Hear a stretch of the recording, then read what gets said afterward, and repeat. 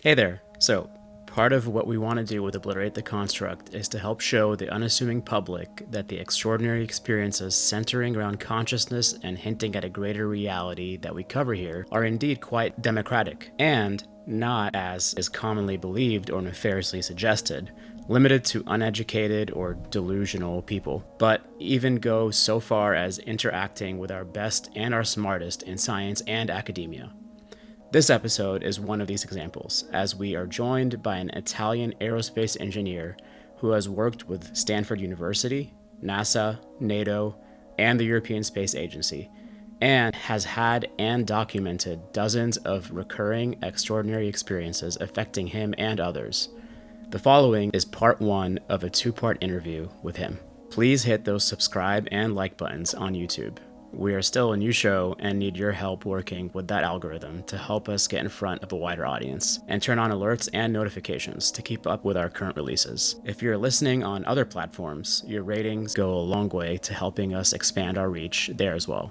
This is all about building community and creating a more open dialogue, so please send us your comments and questions on these platforms and on our socials. If you'd like to support this independent show financially and join the community that we're developing, please sign up on our Patreon, where we have a $5 per month supporter tier, as well as a free option, at the link in the description, and follow us on our socials. Enjoy. The object initially, for just a fraction of a second, looked like being metallic or glassy, kind of, but as soon as I look at it, it immediately started spinning, and while spinning, it started glowing, and it was spinning like a flying turbine, so thousands of RPM. I also experienced some sort of time anomaly. I had a Reiki session together with his friend, and we tried to connect. And during this connection, I actually saw an entity which to me looked like some sort of Indian god, like a Krishna or a Shiva, like blue being with the long dark hair and completely full of jewels,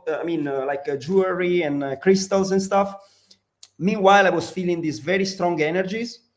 And I only got two information from this guy. One was that the object that we saw was just part of a sort of multidimensional object that, in reality is shaped in a completely different way. And the other message is that he said, I'm from Andromeda.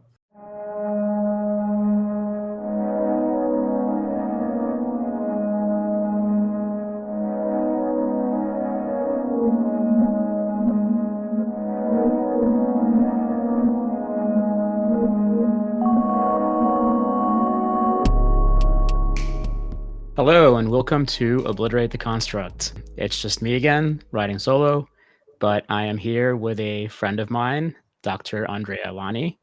He and I met at the SCU conference last year. I think it was last year, right? Yeah. Feels like so long ago. Yeah, it was last year. And then I was lucky enough to catch him on Ross Coulthart's show, Reality Check, and I was surprised to see him there. And we're also a part of an experiencer chat group together with some interesting discussions there. And he was kind enough to come on here and discuss some very interesting topics, various experiences he's had, and what that says about the nature of reality. So Dr. Lani is a research and team manager in academia. As an aerospace engineer with a PhD in engineering sciences, he has worked with NASA, Stanford, NATO Science and Technology Organization, and the European Space Agency, ESA. Within his research activities, he has led the development of computational models for hypersonic flows, space reentry and space weather simulations, and a magnetic shielding prototype for spacecraft, co-authoring over 100 scientific papers so far. In his private life, Dr. Lani has been a UAP and NHI experiencer since a first close encounter in 1983, as he has recently discussed in an interview with Ross Coulthart on NewsNation. His spare time research focuses on using deep meditation to gain an understanding of anomalous phenomena, including time anomalies, psychic interaction, and communication with non-human intelligence, NHI. So, welcome, Andrea. Good to have you here. It's great to be here. Thank you for hosting me. Of course. So we're going to do things a little bit differently today because Andrea has structured his various experiences in a presentation that has a lot of interesting slides and videos showing his journey in a pretty structured manner, at least as much as you can put structure to some of these phenomena. And it'll touch on some UAP experiences, some interesting meditative and cognitive experiences with imagery, synchronicities, psychic phenomena, you name it. We're going to get into it. And yeah, so I'll let you take the lead. Okay, thank you. So yeah, as you said, my journey started in 1983. I was 8 years old, and I was in a village at the seaside in Italy called Celle Ligure.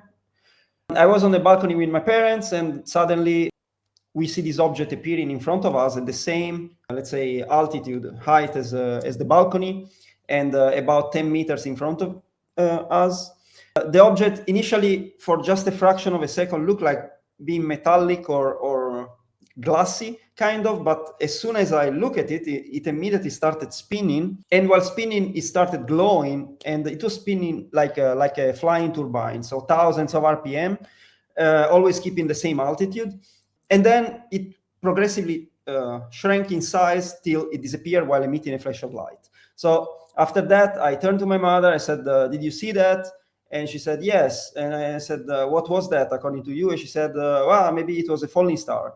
Okay, I was only 8 years old, but I already knew that couldn't have been possibly a falling star. Yeah, so let's say that experience is what got my interest into let's say, everything that is out of the ordinary, so to speak, but also interest in in space, in physics. And so later on in life, when I had to decide what to study at university, that specific event was what made me choose to do aerospace engineering, in the hope that one day I could have had the chance maybe to work on technology or in some physics theory that could help me explain what I saw that day, and eventually even build an object like that. Just a quick question. So with that initial sighting, besides it leading you down this path, did it change anything within you, like emotionally or ontologically, from where you were previously at that point? Well, I was only 8 years old. I have to say, I wasn't a big fan of like sci-fi. I was more into horror movies. I was really fascinated by ghosts and monsters and everything, but not really into, sci-fi, or definitely I wasn't researching anything about UFOs. But, actually for the first, I would say 4 or 5 years, I actually forgot even what happened that day. But then 4 or 5 years later, we go to the house of an uncle. So this guy is the brother of my mother, and basically he told us, he basically pulled a picture, a drawing that he did in 1983, and he said, once I was in the same place where we were actually, and together with the wife, he saw another object. So same place, same summer, but maybe a couple of weeks after we had been there. And what he saw was a bit different. The object was high in the sky on his left. It came slowly, rotating, and it was like a traditional saucer with a dome, basically beaming rays of different colors. And so he called the wife. The wife saw the same thing, and then the object suddenly increased the rotation speed, became like a ball of red light, and he darted off like a bullet. And then during the night, they also had some sort of hallucination, seeing some sort of light being with a face, let's say, that looked like with the hair, with long hair, with a sort of beard. She saw it in her dreams. He saw it basically waking up and seeing it hanging on the wall at the feet of the bed. But anyway, so the thing is that, yeah, after he told me that, of course, my mind went back to the event that happened a few years before, and that was a game changer, because then I really started digging into this stuff, and I was only 12, 13 years old. Wow. Okay. Yeah, and so, yeah, basically during the secondary school, and especially high school, I was researching. Of course, there was no internet, so you could only maybe research in encyclopedia, and sometimes you would see some article on the newspaper popping up. I had to wait actually long time before having another UFO encounter. And so till 2017, I was already in Brussels. So I was in this house and I was stargazing that night. And in my head, I had this thought, how cool would it be to have again the same experience that I had when I was a child, but now that I'm an aerospace engineer and I, if I see something like that, I can look at the details. So after a few minutes, I go lying in the bed. My ex-girlfriend was next to me on my right, and she made me notice that there was a strange high-pitched metallic sound in the background, and we couldn't really tell what was that because it was 1 in the night, and that kept me awake. So I was like lying there staring at the ceiling, and in a matter of few minutes, I see a single ray of green light that basically in the matter of 1 second enlightened completely my room, like bright green lights. And so I went to the window and I pulled the curtain and I saw these 2 discs of green lights flying over my backyard and then going over the roof of the neighbor, and more or less the size of these of each of the disc was like 2 meters of diameter each. And so I went upstairs to try to see beyond, let's say, past the roof of the neighbor, but I couldn't. Did your girlfriend at the time see that as well? No, because she saw the light, but then I said, let's go to the window to see what's going on. And she turned her face to the wall and she said, no, let me sleep. And I never understood, what, probably it was not her time to Yeah. But, she's not the curious kind as much as me. Okay. Interesting. Yeah, it's interesting. And then in 2018, so 1 year later, February 2018, I was alone at home. I was stargazing from another window, but let's say facing the same side.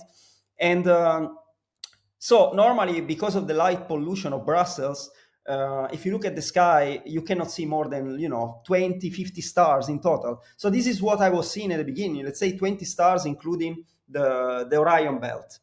But then after I expressed the intention to have a contact, in the matter of what I perceived to be 1 minute, I saw an avalanche of lights appearing everywhere, so that the whole sky was covered by thousands of lights. And then I said, "Am I awake or what?" So and then I opened the window, and after opening the window, I also saw a purple fireball crossing the Orion belt and disappearing. So that felt to me like some sort of mystical experience, and that was a bit the turning point in my let's say interaction and interest for this phenomenon. The day after, I actually tried again to do the same, but it didn't work. So I was seeing 20, 30, 50 stars, and even if I stayed there half an hour asking in my head to have another contact, nothing happened. Can you explain what you mean by purple fireball? Yeah, it was some sort of giant orb that appears somewhere close to the Orion belt, and then it crosses it, and then it disappears. Any trail behind it, like a meteor? I honestly don't recall, but the color, what struck me was the color, which was purple. So I never seen anything like that, and it was very high in the sky. It was not like a few hundred meters or so from the ground. So Yeah, I'm asking because I've had similar experiences where I've seen these, I guess, orbs of light that seem very high up just appear out of nowhere seemingly and track across the sky. The ones I've seen have been in a straight line, and then they just fade out and disappear. No trail behind them. Clearly not a meteor or shooting star. yeah. And often happening when I have the intention for that to happen. So it's interesting. Mm-hmm. Yeah, I don't know. Even if I doubt it was a shooting star, but what's the chance that I stay there 5 minutes and I see this, after having seen these thousands of lights appearing, which I don't believe it were stars. Yeah. So anyway, I felt the power somehow of this experience, and what happened, I would say synchronistically maybe. In the matter of few weeks, I actually had an injury, had an accident at home, and I broke my left ankle. So I had to have surgery, and so I got stuck home for like 6 weeks with crutches. And during this period, I was on sick leave. So what did I do? I spent a lot of my time researching the connection between spirituality and UFOs. Well, okay, sorry. I'm gonna have to stop you there because I totally did not know this part of your story. And that is very interesting because when I personally started getting into this topic around 2020 timeframe, I had only before that I had only been into this from like a sci-fi and nuts and bolts perspective. And then this was during like quarantine in the pandemic. I'm going out for a walk slash hike, and I seriously sprained my left ankle. Wow. And yep, just a freak accident. I was walking, I stepped on like one rock that was on the trail when I wasn't paying attention. Ankle caved in 90 degrees, and I've sprained my ankle dozens of times in the past. This one was horrible, and for the next year I had to rehab the injury. I had to go on these long walks to try to get strength back in the ankle. And I had never really gone for walks outside before like this. And I was going for like hour-long walks, and I started listening to podcasts and getting into this topic more and understanding these connections between the quote unquote spiritual or consciousness side of this and the nuts and bolts. And that's what propelled me. And it was this series of synchronicities that started from then on. Very, very interesting. Same ankle too. So interesting. And I have to say, actually, between this event in which I saw these thousands of lights and the accident, I had an intermediate, I call it a near-death experience, even though I didn't die. But I think I was in a situation in which I could have easily died. And according to me, something happened which was a bit weird. So what happened is I basically went out with a friend, with a colleague actually, and then I drop her at home, and then I turned left in a road that I didn't know. I was using the GPS, and basically by turning left, I basically was entering the highway. But the problem is, the GPS prevented me to see that there were cars coming. There were two lanes on the opposite side, and I didn't see any car coming. So that's why I crossed and to go on the left. But then when I was in the middle of the road, I immediately saw these two cars coming full speed, and I had what I could describe like a little vertigo, and I thought I was dead. But then I actually found myself on the other side of the entering the highway, and because of the speed of the car and because of the distance, I cannot imagine how these two cars managed to avoid me. They just jumped there, without looking. And then I had this accident like maybe 1 week or 2 weeks later, and then it made me think maybe something had to happen to stop me. An accident of that kind probably would have killed me, but breaking my leg, got me stuck definitely to take some time and reflect a bit. And then I had more recent UFO encounter. One was in Folkestone in UK. I met a friend in London. I was on my way back driving towards the Eurotunnel train. I was basically leaving the parking lot. I'm driving, and suddenly I look on my left, and I see this object, which looked more or less like this. So a lot of windows, flat and long. And basically, at the beginning, it was like. Sorry for the audience. This is the picture in the top right now. Yeah, so this is just a drawing, but these are real pictures that I took and videos that I will play. Maybe I can play already. So the thing is, at the beginning, I saw different lights with different colors, like 4 different colors: blue, green, yellow, and red. And then these lights actually sort of disappeared and were substituted by some sort of plasma, what I could describe like a plasma discharge, orange in color, basically traveling from one side to the other of the object and enveloping the object completely. And then this disappeared and actually dissipated into a single light that kept on flashing. And that's when I started actually recording, as you see here. And so in the top photo, that's the orb-like light on the left. They all kind of turned into that. Is that what you're Yes. saying? So basically, you still see some lights. In this case, you see more or less 1, 2, 3, 4, 5 lights. Yeah. While originally it was completely covered by lights, and then I saw this plasma discharge. And then there is also another view here that you. So this one also showed the object. Okay. So it was actually standing a bit above all the light posts. And then another thing that I did, I found some aerial view of the station the day after, and also some videos of people that were driving along the same path to be sure that there was no, standing structure or something, because somebody trying to debunk it said, oh, maybe there was something there like a tower or whatever. There was nothing. You can see that. But on top of that, I was under the object. I could see that there was nothing under the object. And the size, more or less, perceived was bigger than my car, maybe 10 meters in diameter.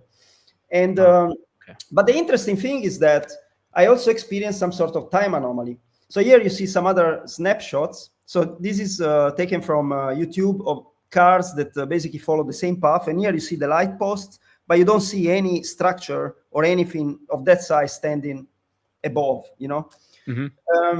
So what happened is, when I left the parking lot, I was actually in a WhatsApp conversation with a friend, with the same friend I had met, and she was at the airport, and I sent her a message at 22:24, and then I started driving.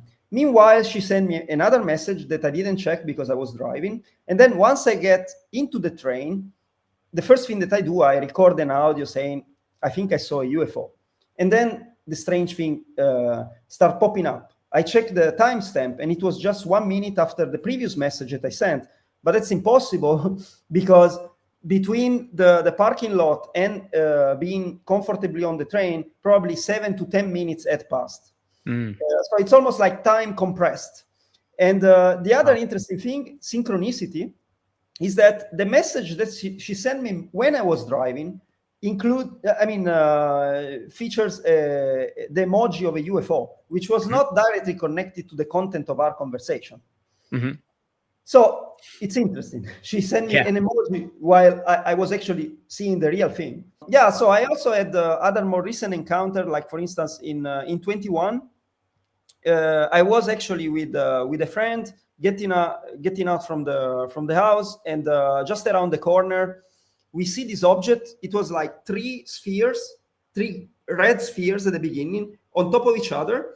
The motion was very rigid, like the object was just coming as one piece towards us, and then once we reach the corner of the street, the object goes up, and then I start taking some let's say videos. And when I actually check different snapshot in the video, I actually see that the object goes from 3 to 5 balls. So it changes shape, and it was always like rigidly rotating around the vertical axis. So, for instance, somebody could say, this looks like balloon. I mean, I challenge you to take 3 balloons, put them on top of each other, and see if they always stay on top of each other. On top of that, they would try to do all kinds of things, Actually, you don't see any connection between the different balls. So we couldn't see any connection. So at the beginning, I thought this is a giant drone. The size was more or less 2 meters or 3 meters in height, because I saw it passing next to houses. So it was almost like, the size of a floor, But yeah, so it was interesting. I have to say, during the night, I had a Reiki session together with this friend, and we tried to connect. And during this connection, I actually saw an entity which to me looked like some sort of Indian god, like a Krishna or a Shiva, like blue being with long dark hair and completely full of jewels. Jewelry and crystals and stuff. Meanwhile, I was feeling these very strong energies. And I only got 2 information from this guy. One was that the object that we saw was just part of a sort of multidimensional object that, in reality is shaped in a completely different way. And the other message is that he said, I'm from Andromeda. He was, or you are? E was from Andromeda. Wow. Okay. And was that the first time you've had an experience like that? No, but it's the first time that I try to connect with, let's say, whoever was on the UFO, and I did it, a few hours after I had the encounter. But and this was this in your mind's eye that you had this? Yeah, for sure. I was, I was lying on the ground. My friend was doing Reiki, and anyway, I had already been connecting through meditation with all kind of entities since a year.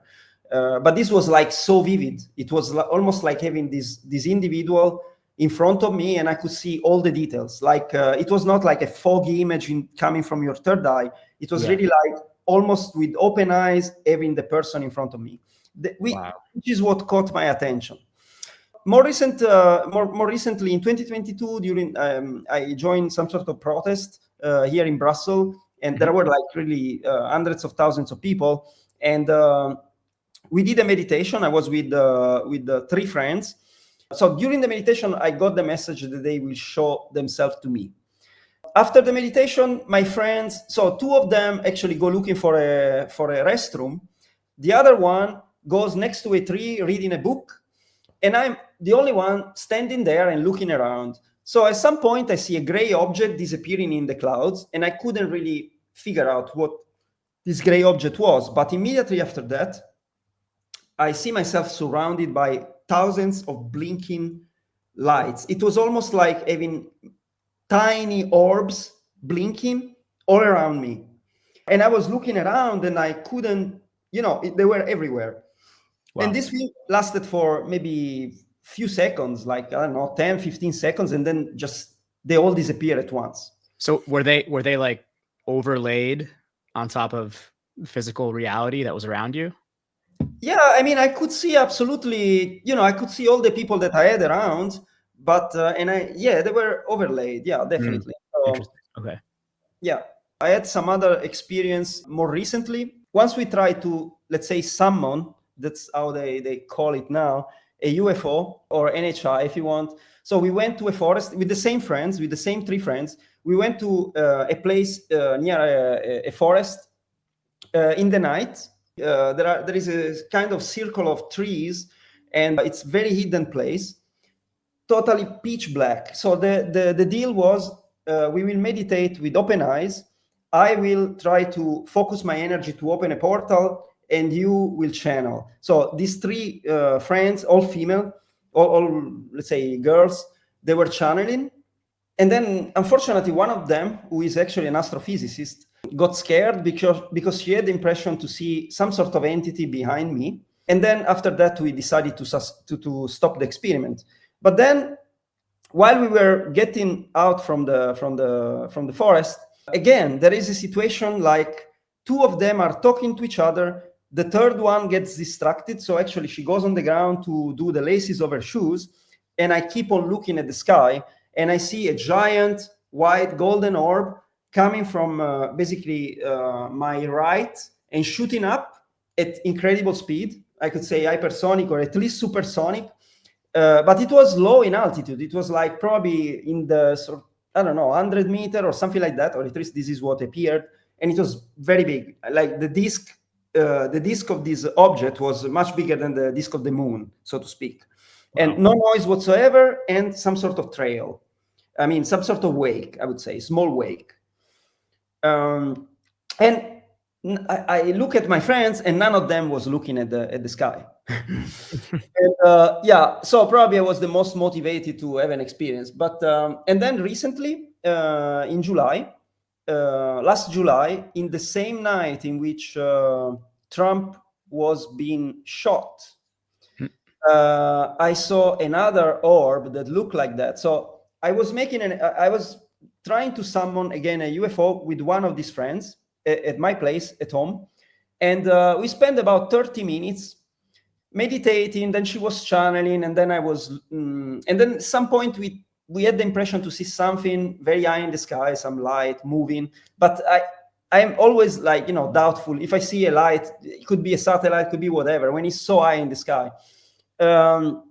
But then, she decided to change position. So she decided to, instead of staying at the window, to lie down.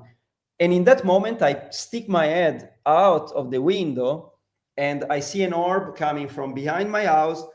And in a straight line, it passes in front of the window and it disappeared right in front of me. And very similar orb as the one that we saw that I described before, but in this case it had some sort of split tail. The tail was almost like reminding of the tongue of a snake, like with this split. Yeah, forked. Yeah. But very low in altitude. Probably it was 30 meter in altitude, a little higher than the house, and straight line just in front of my window, and then it disappeared. Wow. And how can I connect it to the attempt of assassination? We see messages popping up in the phone of my friend, and it was another friend who was in Florida in that moment saying they tried to assassinate Trump. So very interesting moment to have this kind of experience. Okay, so that was a lot. That's a lot of experiences and fascinating. For the audience, I want to reiterate that you are not just some random person with no education coming up with these fabricated experiences. You're a legitimate scientist. You have a PhD. You mentioned that one of your colleagues who was part of one of these quote unquote summoning events, she's astrophysicist as well. I mean, what do you say to the skeptical or debunking community who thinks that this is just a joke or delusions or rumor mills? I mean, what I suggest, if somebody is genuinely interested in this kind of phenomenon and is not just there pointing fingers and waiting for somebody to give them the ultimate proof, whatever the ultimate proof means for them, what I suggest is just, you go out there and you try to do your own experiments, and maybe you'll experience something. So, I don't know if I had never had any experience, if I would have gone, down this path, and if I had kept my interest so, vivid during all these years. But we are also in very interesting times in which you have all these high-profile people, military, scientists, politicians, and professors, and whatever, that are coming out and telling some of their experiences, and so showing also some data. There is the Pentagon that even though they don't give any final answer, there are some videos that have been posted on the Arrow website. NASA came out saying we have to study this seriously, and so on and so forth. And there are, out of the thousands of videos that you can see around, some of them are definitely genuine. So everybody now is going around with the phone, and maybe you find some that are CGI, but others that are absolutely not, and especially when they are seen by multiple people. So there are so many people who are having experiences, and we are at the point in which it makes no sense to deny the possibility that this is actually real. And do you think there's a, I mean, it's been said that there's an aspect of these phenomena that does not lend itself well to the typical empirical approach to science. Do you agree with that? Yes, and I do believe that if you just restrict yourself to the nuts and bolts approach, just looking at the object, you are missing a little bit the most interesting part of the phenomena, which is all kind of anomalies. You call it paranormal. In reality, it's some natural phenomena that we just didn't understand with the current science. And so like there has been a lot of investigation for instance, in the Skinwalker Ranch. There has been a program funded by the Pentagon with a total of $22 million in the past. Yep. So and these people are coming out. They are not revealing everything because all these data or findings are classified, but they have revealed a little bit. And what comes out is that there is a strong connection between, let's say, seeing UFOs and also having, let's say, psychic interaction or let's say, time anomalies and this kind of thing. And the narrative is sort of consistent. A lot of experiencer have this kind of combination of experiences, actually. Yeah, the parapsychological connection is pretty clear that it's there, and that's also a topic that's been studied for decades by legitimate circles, and also stigmatized. So yeah, and what would you say to people who, get concerned about the possible nature or intent of these phenomena, especially when it comes to things like quote unquote summoning? I mean, we saw that term being used more publicly with Jake Barber and his colleagues coming out, the whistleblower from the crash retrieval program, and this term of psionic assets and their summoning. And there's been a lot of backlash online since then because people are interested and they want to try this stuff. If people are somehow connecting consciously with quote unquote craft or UAP, is there a risk there? And what would you have to say to that? Well, what I would recommend is to, something that also other people recommend is that if you engage in this kind of activity, you try not to do it with, bad feelings in your heart or with fear or something. So if you do it, you try to do it and you try to focus on love, gratitude, and this kind of emotions, because I believe that we function like some sort of antenna that broadcast and receive signals all the time. And if you broadcast, let's say, a feeling of love and genuine curiosity and peace and stuff, you will attract similar, let's say, feedback from not just the people around you, but also in this case from entities which are non-human and all around us, even though not always visible. Yeah, almost as if like there's an element to reality and consciousness that is mirroring you somehow, and somehow Yes, because it's indeed. connected to you. That's this element of just interconnectedness. I think says a lot about what these phenomena are.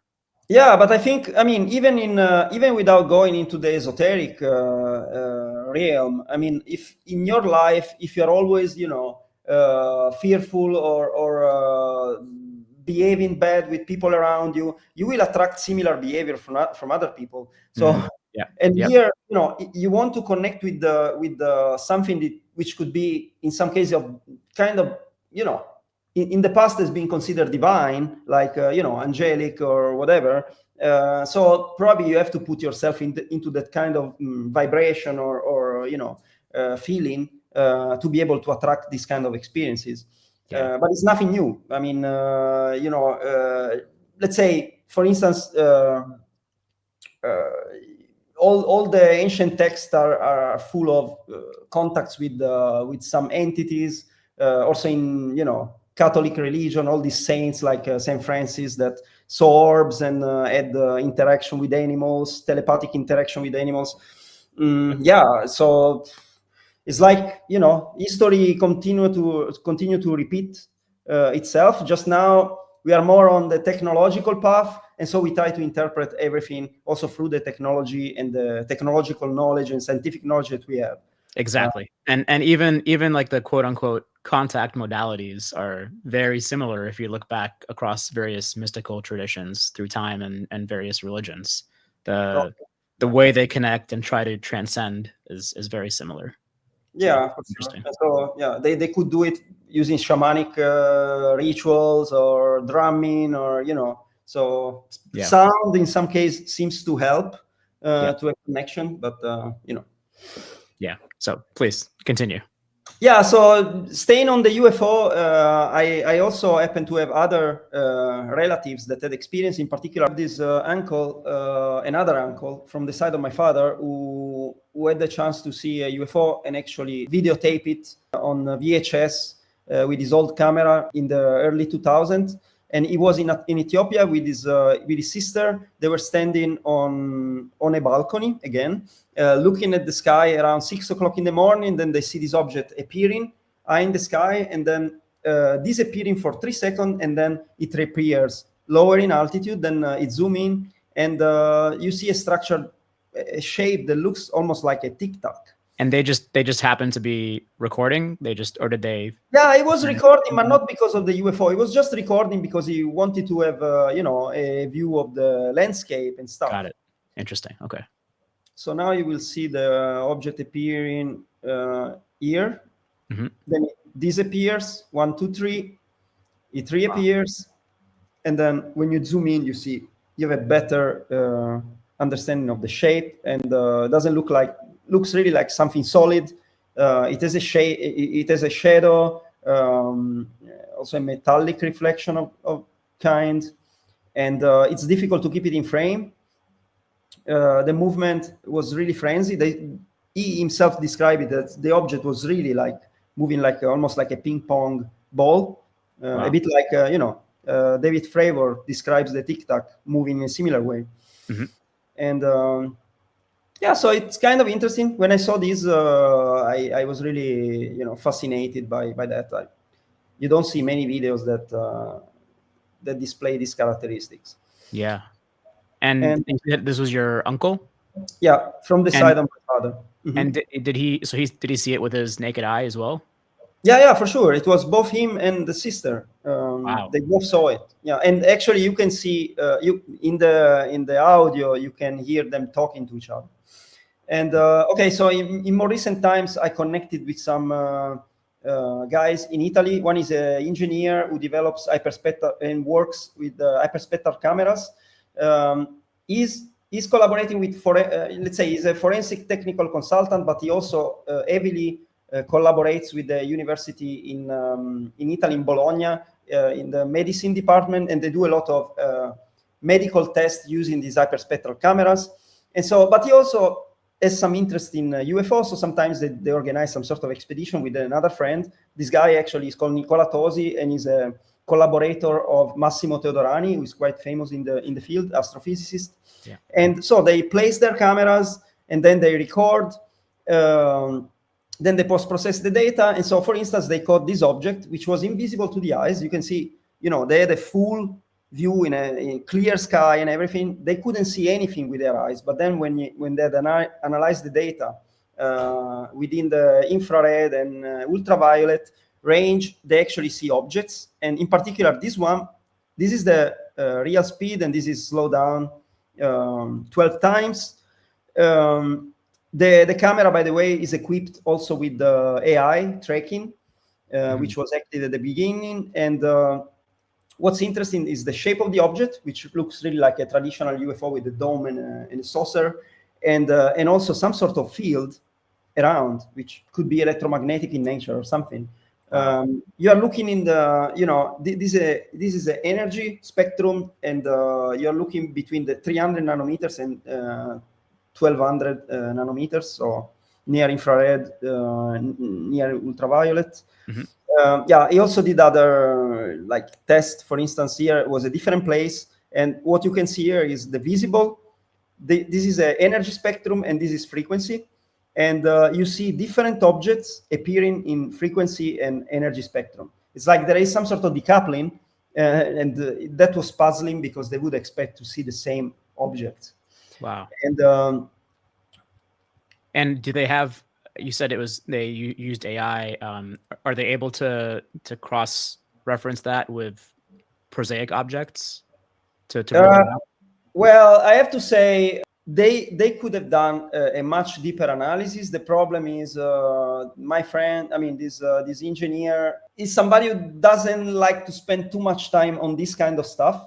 And so, he has the data, but he didn't really do a really deep analysis. But it shows anyway some interesting stuff, especially because the objects were invisible. So, so going back to to my more spiritual or psi experiences, the first time I had an experience which I can associate to premonition or precognition was actually in 2016, and it was 2 days before the terrorist attack in Brussels, which killed some dozens of people.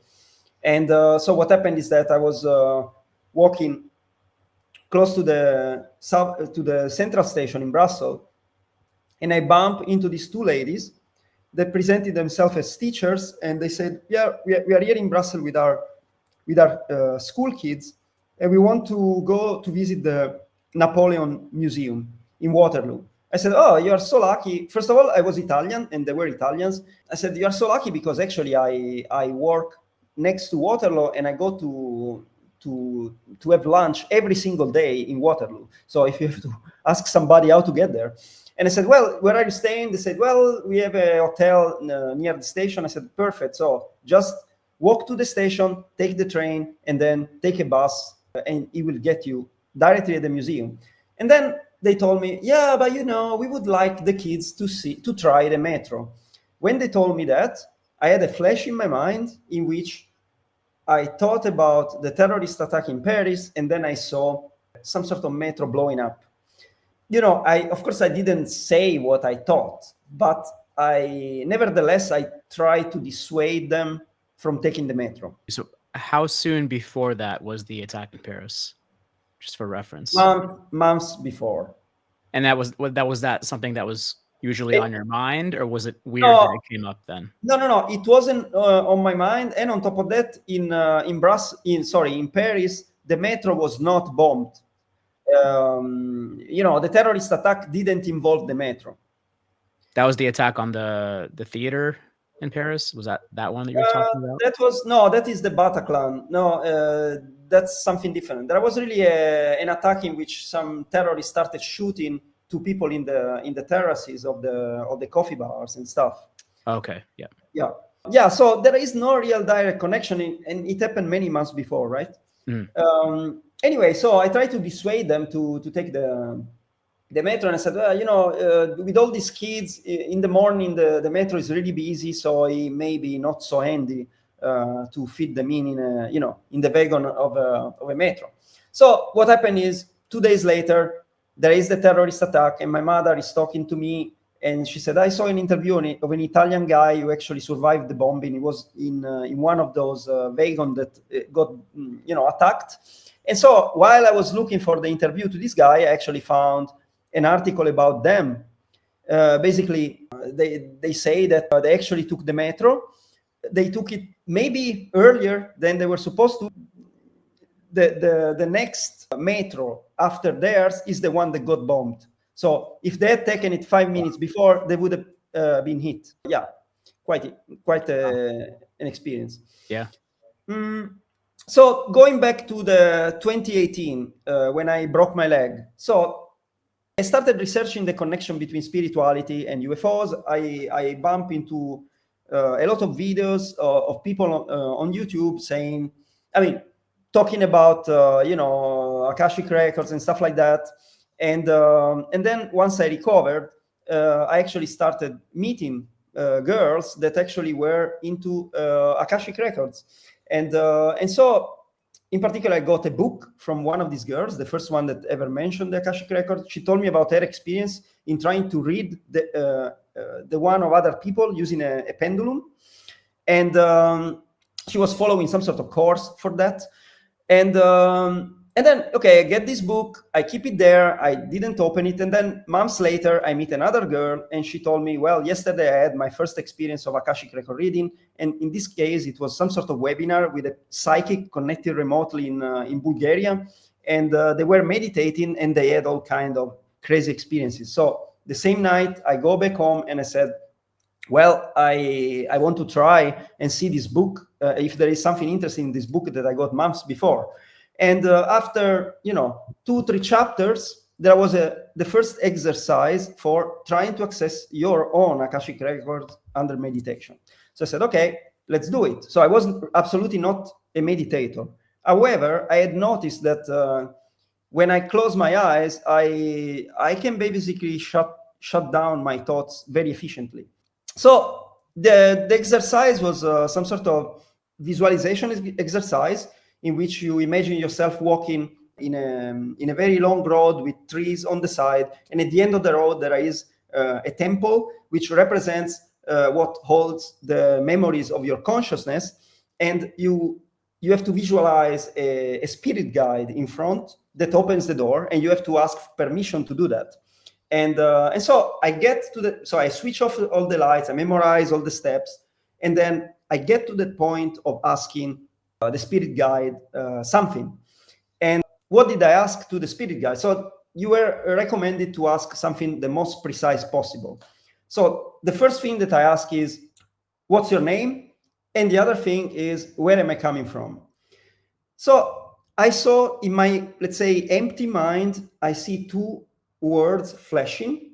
It was like black on white. One is Andronia and the other one was Sagittarius. So what I did, I switch on the lights and I go immediately on Google. And this is the screenshot immediately after I did the search. And the first link that you see is Meet Your Spirit Guides, which is kind of definitely counterintuitive, but very synchronistic. So there is no connection if you think about Andronia or Sagittarius to spirit guides, right? Yeah. And then after that, I said, okay, but my original intention was to have information about previous lives. So I keep the lights off. I go upstairs. I'm brushing my teeth with closed eyes. And I said, okay, I continue the experiment. So my questions are, I want to know the profession, the name, the surname, and the date of death of my last incarnation. And then in my empty mind, I see first an image of war in which there are two soldiers dressed in gray with a helmet, assisting somebody on the ground. And then I see Charles popping up, and then Dempsey spelled letter by letter. And then I see 1941. Okay, so I do the same. I go on Google and I try to find if there was some Charles Dempsey, and I find actually that there was a colonel called Charles Adam Dempsey who died in 1941. So the profession matches the visual that I had, name and surname match, and the date of death. And this guy is not a historical person that you find in history book. There is no way that I could have ever bumped into this individual in the past.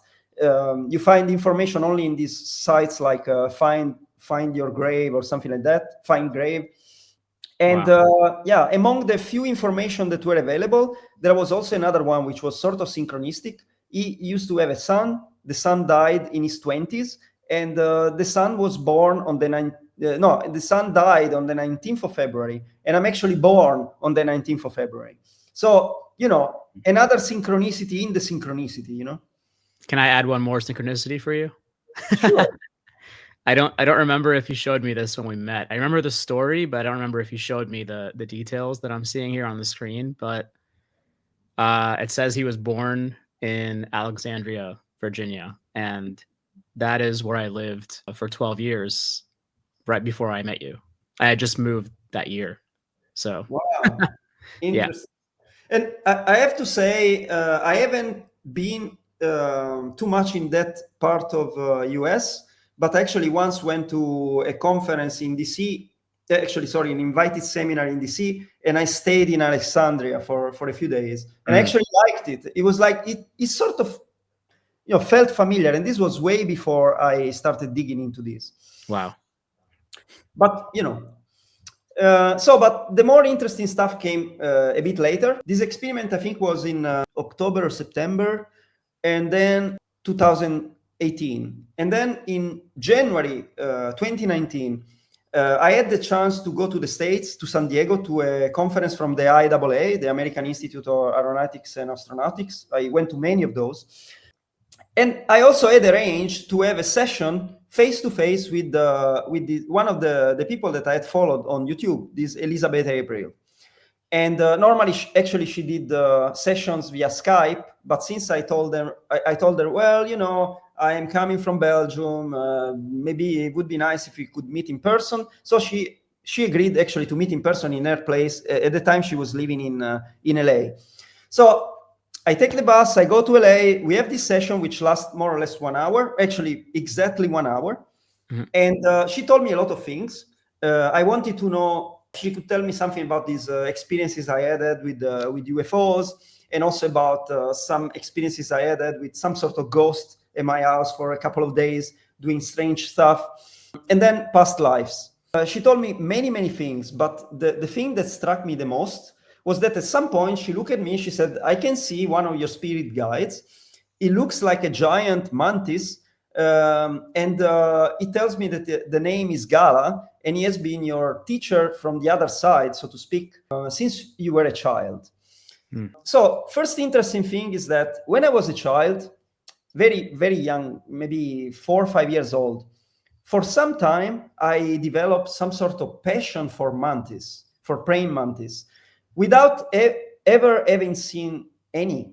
Like, you know, up to this day, I've never seen a praying mantis, you know, a real one, you know. Yeah. But so I had this strange passion coming out of nowhere, and then it also disappeared, maybe after some months. This is the first interesting thing. The second interesting thing is that during the session, at some point, there is a hummingbird. We were having the session in her backyard. This hummingbird comes and full speed, and he almost like wanted to hit my face full speed like this, and then he turned, and then he did the same while flying towards her. So full speed, she had to move out of the way not to be hit by this super fast bird. Yeah. And then he made a turn, and then at the end, he ended up hovering in between us, like it was really in between our two faces, almost like he wanted to assist to the conversation. And wow. we joke about this in the session, and actually everything is recorded. So why do I tell you about the hummingbird? Is because when I was going back from LA to San Diego, the first thing that I did, I went on Google and I put Gala mantis being, and the first link that I got was connecting praying mantis with hummingbird. Wow. Which is a little counterintuitive, I would say. Yeah, I've never heard of that. Yeah, and the other thing is that I did some experiments, and if I was removing Gala and I was only putting mantis being, I wouldn't get this link. So I had to put the words in this exact order and all three words. Wow. And then, so the synchronicity didn't stop there. So the day after, I was already in San Francisco during the night. I look around and I say, okay, if you are here, give me a sign. So first interesting thing is that I had been asleep for hours, and suddenly I fell asleep immediately. And then I woke up a few minutes later feeling like somebody was grabbing my waist and shaking me up. Almost like your mother would come in the morning, 8 o'clock, to say, hey, you're late for work, for going to school or something, no? And I woke up feeling touched and shaken, and I screamed. I was like, oh, okay, but I asked for a contact, and maybe this is one. And then a month later, so February 2019, let's say after a trip to Paris, I developed some sort of skin infection under my leg, and that day I decided to go to the doctor. I went on my phone and I put Gala mantis being, do you have a message for me today? The first link was connecting praying mantis with parasites. So I went to the doctor, and the doctor told me, well, probably you got some bacteria, and so she gave me antibiotics, and that fixed the problem for some time. So parasites, bacteria, and then the day after, I tried to do the same search, and there was no way to find a connection between praying mantis and parasites. So wow. It was almost like a kind of communication through these Google searches. Yeah. And but then the most interesting interaction was actually later in April 2019. So everything happened within 3 months. I was flying back to Italy. I was the only one on my row of seats with a full view on the wing. And I noticed this scratch on the wing. If you zoom in, it really looks like a mantis to me. Like you can say it doesn't look like a tiger, doesn't look like a human, doesn't look like a monkey. I mean, it's really like, especially the pose, this particular pose, and it almost looked like he's wearing a robe, which is what you normally associate to a spirit guide. So I don't know. What I get from this kind of interaction is that NHI may have some sort of sense of humor, definitely these mantis, and also they can manipulate matter at will, and they can even use electronics to somehow interact with you. So it was interesting as a first contact with some sort of entity, invisible entity. Then in the matter of a few months, I started having some time anomalies. The first time I brushed it off, This was on the what was it? It was June 2019. So I had put the alarm at 9:30 in the morning, and I wake up. I go to the bathroom. On my way back in the room, I checked the time. It was 9:23. So I said, "Oh shit! In 7 minutes, I have to wake up because the alarm will ring." But I'm feeling tired. Let me sleep. And then after a while, I wake up again. I was like, "Oh my God, must be so late." I checked the time, and it was 8:03. I was like, "What?" It's almost like I went back in time 80 minutes, and then I started to try to find a rational explanation. And so I said, maybe I just dreamt to go to the bathroom. But I said, well, I tend to discard this. It was really like way too real. And then I said, okay, yeah, maybe when I was looking at the phone, instead of 9:23, it was 7:23. So, but then, so this was on a Monday. On the Friday of the same week, I put the alarm this day at 9:00, and then the alarm actually rings.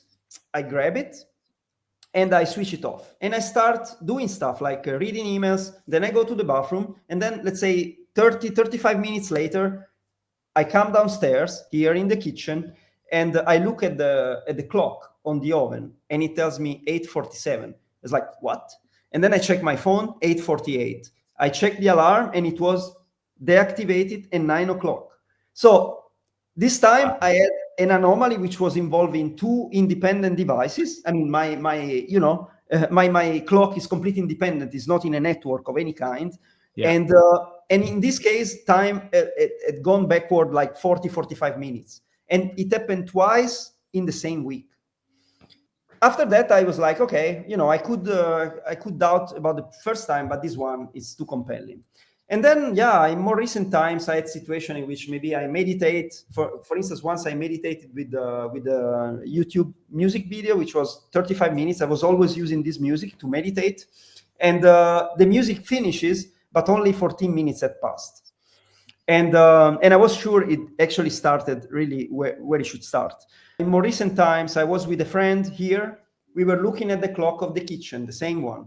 And I was complaining because I had a meeting at 17:30 and it was 17:27. And it was almost like I was asking more time, right? And then we saw actually the clock. We both saw it going backward to 17:23. It jumped backward. It is not that we saw it going digit by digit. It just jumped backward 4 minutes. If it were just an isolated event, but I had other experiences before. So this is something that you are familiar with, and it's an interesting. Sorry, hold on. So before we get into this, what do you think is going on there with time, just in your opinion? I think definitely time is non-linear. It can stretch, compress. You can go forward in time. You can do backward in time.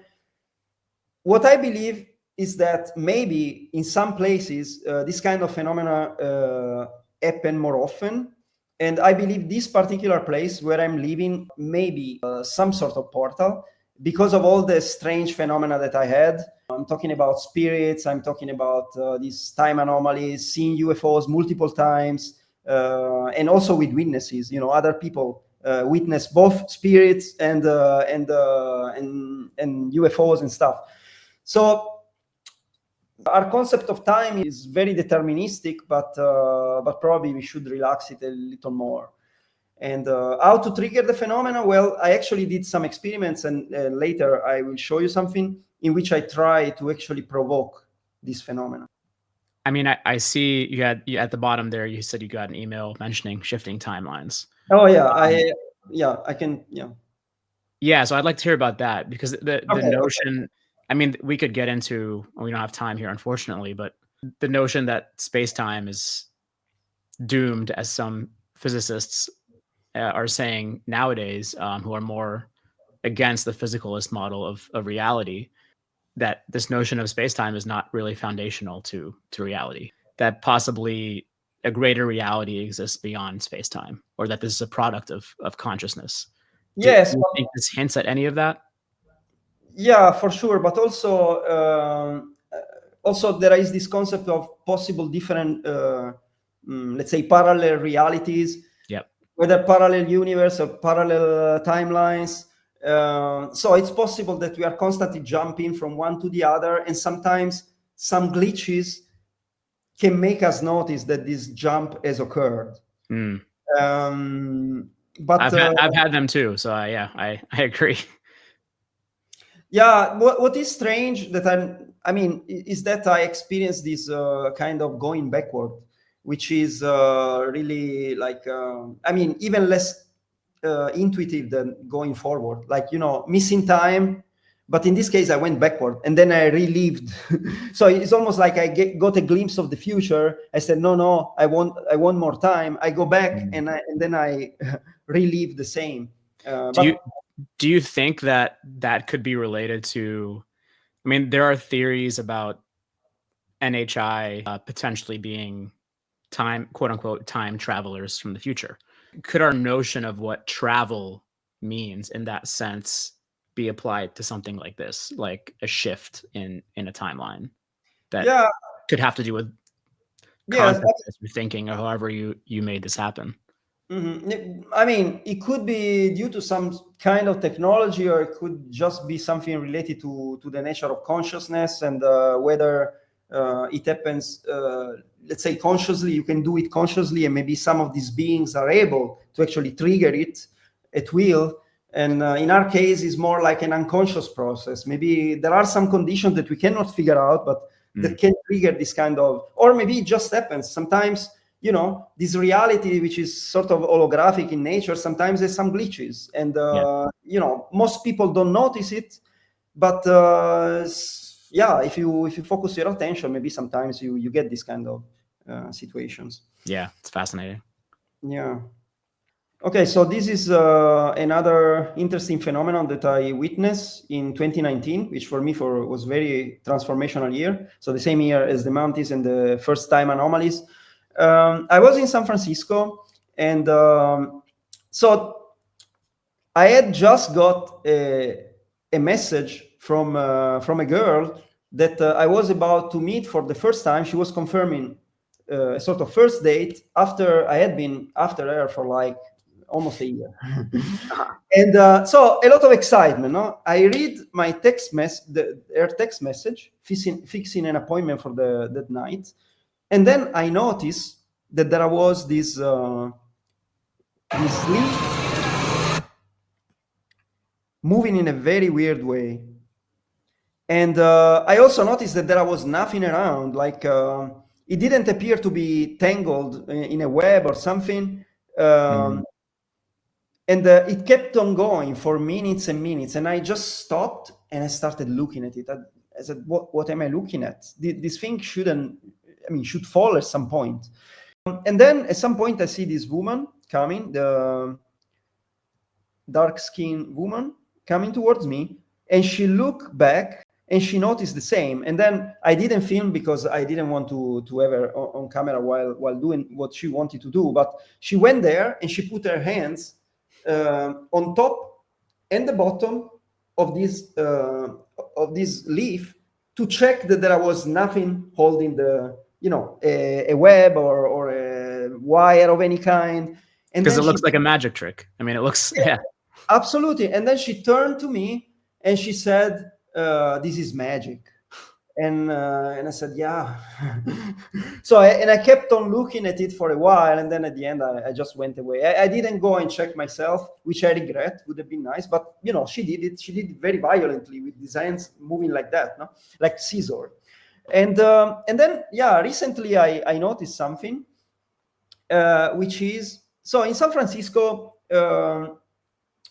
You don't find so many roofs that look like a pyramid, with the shape of a pyramid.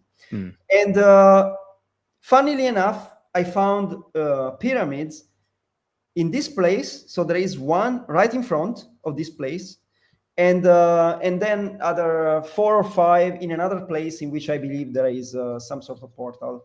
And I had all kinds of experiences in there. But you know, I first figured out the connection between pyramids and the portal for the other place, and then in meditation I got some sort of message telling me, you know, pyramids even if it's just a roof and not made of a particular material, just because of the shape, it generates a specific energy and can interact with portals and open or keep them open or something. So yeah, and then the same day I went eating in this restaurant, which is my favorite in here, which is one of my favorite, is a vegan Japanese restaurant. I was eating by the window, and then I noticed that there was a pyramid right in front. I said, "Whoa!" Exactly in the same place where I saw the leaf. Like, wow. So yeah, it's interesting. And now, yeah, so basically in 2020, I had a past life regression. It was not the first one. The first one was a year before, but this one was with the method of Dolores Cannon, so QHHT. Yeah. And during this session, let's say I saw some human lives, but then I saw some other lives in which I was non-human. And in one in particular, I was looking at myself reflected on a pond, and I was looking like this guy. So long neck, round eyes, piggy nose, and round head. The interesting thing is that recently I connected to this Italian journalist, and she basically interviewed many people, including one woman that under hypnosis remembered seeing entities, and she drew them. And actually, this is her drawing, and it looks very similar to mine. And that's yours on the left? This is mine, and this is hers. Got it. Wow.